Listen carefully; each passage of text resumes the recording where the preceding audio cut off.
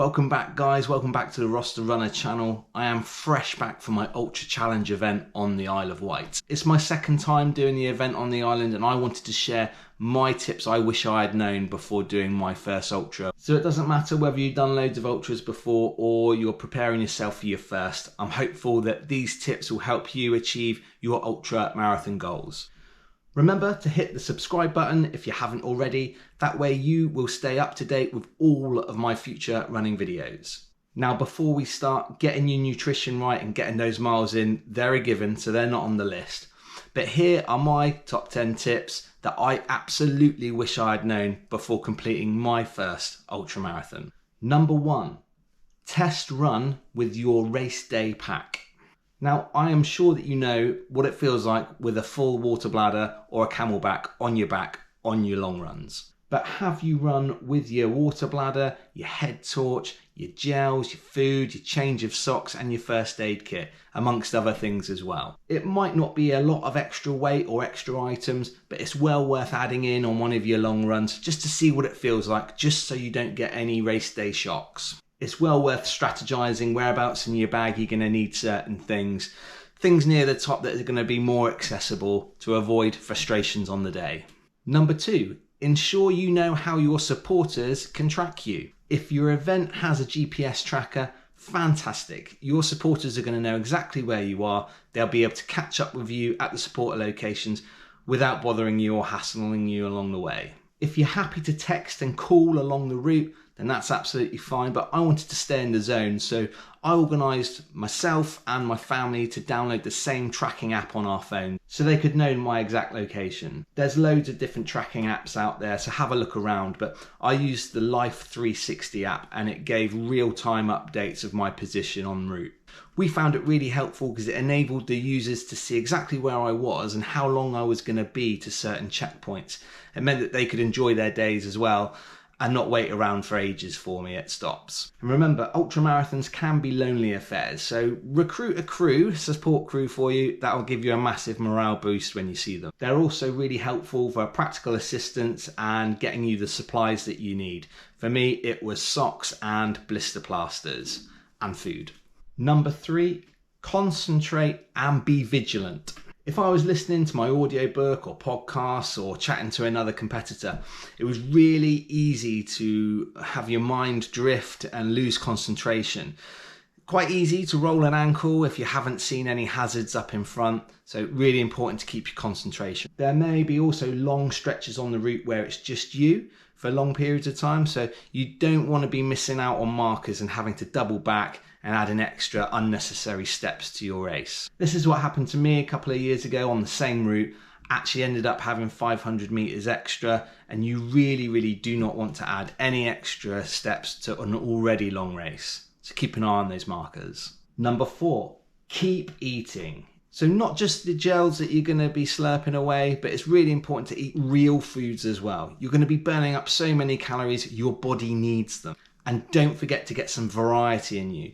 Your body's going to be craving for sugar, it's going to need protein, fibre, obviously water as well, you're going to need it all. And don't forget your electrolyte drinks as well. That is going to be a massive player in avoiding cramps. On the Isle of Wight we had quite a lot of field styles and yeah, a lot of people were cramping as they were trying to hike their hips over. Get used to eating and running, your body will soon adapt. And don't forget to leave those stations fully stocked up with food and water. Number 5, have a source of payment with you.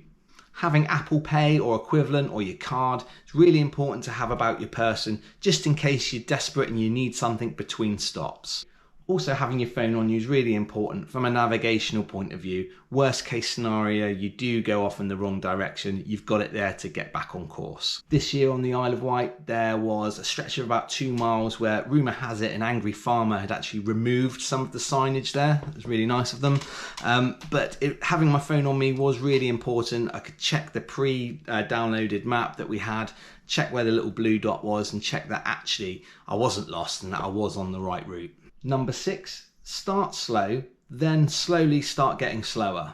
Of course, run your race, but try and run to a pace where it's comfortable breathing through your nose. For me, this last ultra, I viewed it more as a challenge than as a race, and that really helped me tick off those miles. Remember, it's a long race, so conserve your energy at the start. That way you're definitely going to benefit from it towards the end. The ultra I've just done was super hilly, so in fact I actually walked up some of the steepest hills. Not that it matters at all, just that sometimes it pays to be the tortoise in the race.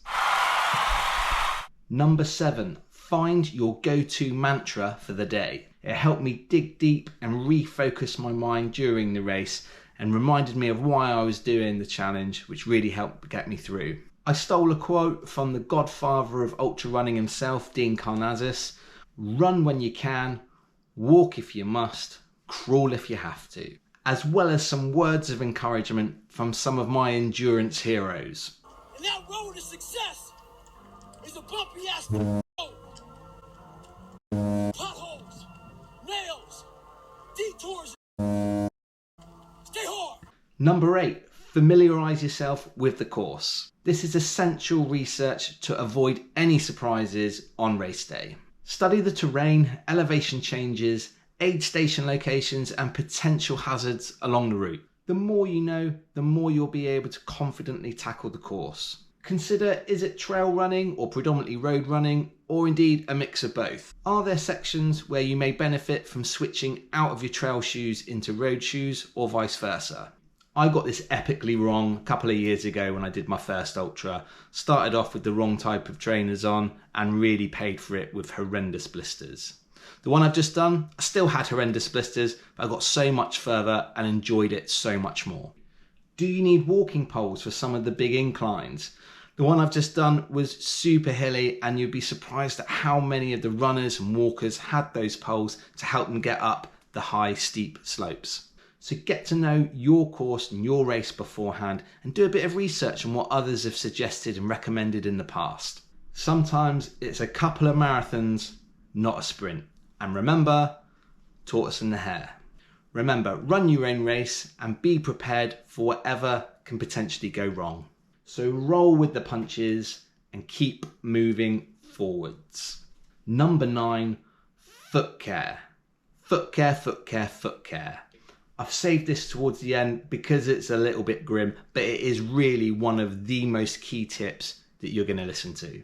Injuries and blisters to your feet and your toes are often one of the biggest reasons competitors drop out of ultramarathon. So it's really important that at those aid stations, and if you need to out on the course, that you're drying your feet if they get wet. Don't be running in wet feet. Consider talc, strapping, blister plasters on those hot spots, and get them on your feet on those hot spots before they turn into blisters. Also, trim those nails before race day. You want to try and limit the amount of toenails that you lose. And make sure you've got lots of spare socks that you can change into. I used 3 on the last ultra, and actually my feet were wet after 5k. The course was pretty muddy and pretty wet. And remember, they're called rest stops for a reason. Make sure you give yourself that time to have a good stretch, get some food on, and dry your feet. Know when to push through your body, but also listen to it when it's a bit sore. And finally, number 10, keep yourself entertained. Now, fortunately, I'm quite comfortable in my own company, but 15 hours on your feet by yourself can get a little bit lonely at times. Sometimes it was quite nice to catch up with other runners and walkers, just to have a little chat really and pass the time. But remember, you've all got something in common, the reason why you're there. And chatting to others can be a really good motivator and give you that much needed morale boost. Or if that sounds like too much like hard work, just stick an audiobook, podcast or music in. And there you have it, guys. That's my top 10 tips I wish that I had known before undertaking my first ultramarathon. If you liked the video, give it a like. If you got any tips for me for running my next ultra, then please stick them in the comments below. And remember to hit that all-important subscribe button and the notification bell so you don't miss any of my future running videos. The video diary from that Isle of Wight Ultra Challenge is up on the channel already, so make sure that you check it out.